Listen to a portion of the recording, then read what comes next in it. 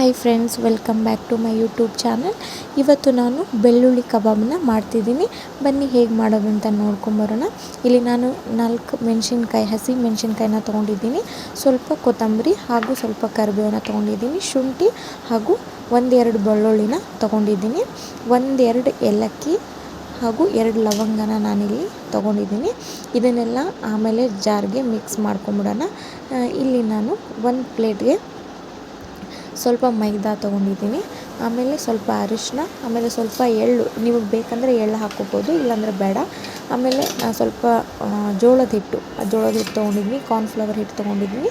ಹಸಿಬೇಳೆ ಹಿಟ್ಟನ್ನು ನಾನಿಲ್ಲಿ ತೊಗೊಂಡಿದ್ದೀನಿ. ನೀವು ಕಾರ್ನ್ಫ್ಲವರ್ ಹಿಟ್ಟು ಬದಲು ಅಕ್ಕಿ ಹಿಟ್ಟನ್ನು ಕೂಡ ಹಾಕ್ಕೋಬೋದು. ನಾನು ಇರಲಾರ್ದಕ್ಕೆ ಕಾರ್ನ್ಫ್ಲವರ್ ಹಿಟ್ಟು ಹಾಕ್ಕೊಂಡಿದ್ದೀನಿ. ಅದು ಕೂಡ ತುಂಬ ರುಚಿಯಾಗಿ ಬರುತ್ತೆ. ನೀವು ಅದನ್ನು ಕೂಡ ಹಾಕ್ಕೋಬೋದು. ಆಮೇಲೆ ಅದೆಲ್ಲ ಮಸಾಲೆನ ಮಿಕ್ಸ್ ಮಾಡಿ ಇಟ್ಕೊಂಡಿದ್ನಲ್ಲ, ಕೊತ್ತಂಬರಿ ಎಲ್ಲ, ಅದನ್ನೆಲ್ಲ ಜಾರ್ಗೆ ಹಾಕ್ಕೊಂಡಿದ್ದೀನಿ ನೋಡಿ. ಇದನ್ನು ಏನು ಮಾಡೋಣ, ನನಗೆ ಎಷ್ಟು ಬೇಕಷ್ಟು ನಾನಿಲ್ಲಿ ಚಿಕನ್ನ ತೊಗೊಂಡಿದ್ದೀನಿ. ನಿಮ್ಮ ಮನೇಲಿ ನೀವು ಎಷ್ಟು ಜನ ಅದಿರ ಅಂತ ನೋಡ್ಕೊಂಡು ಅಷ್ಟು ಚಿಕನ್ನ ತೊಗೊಳ್ಳಿ.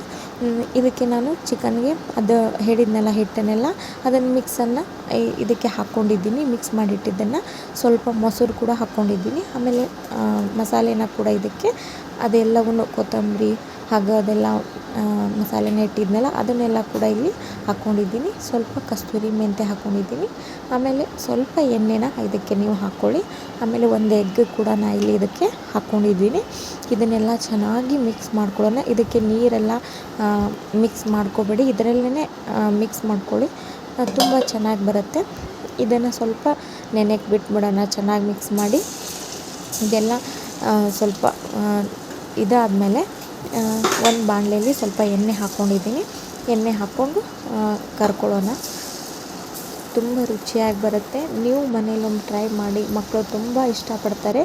ತುಂಬ ಬೇರೆ ಎಲ್ಲ ಕೆಮಿಕಲ್ ಎಲ್ಲ ಮಿಕ್ಸ್ ಆಗುತ್ತೆ. ಕಬಾಬ್ ಪೌಡ್ರೆಲ್ಲ ಹೊರಗಿಂದ ತರ್ತೀವಲ್ಲ, ಮಿಕ್ಸ್ ಆಗಿರುತ್ತೆ.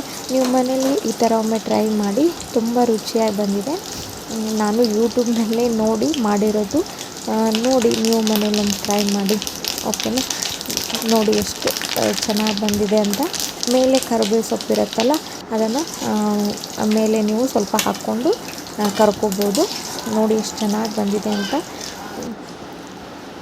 ನೋಡಿ ಫ್ರೆಂಡ್ಸ್, ಎಷ್ಟು ಚೆನ್ನಾಗಾಗಿದೆ ಅಂತ.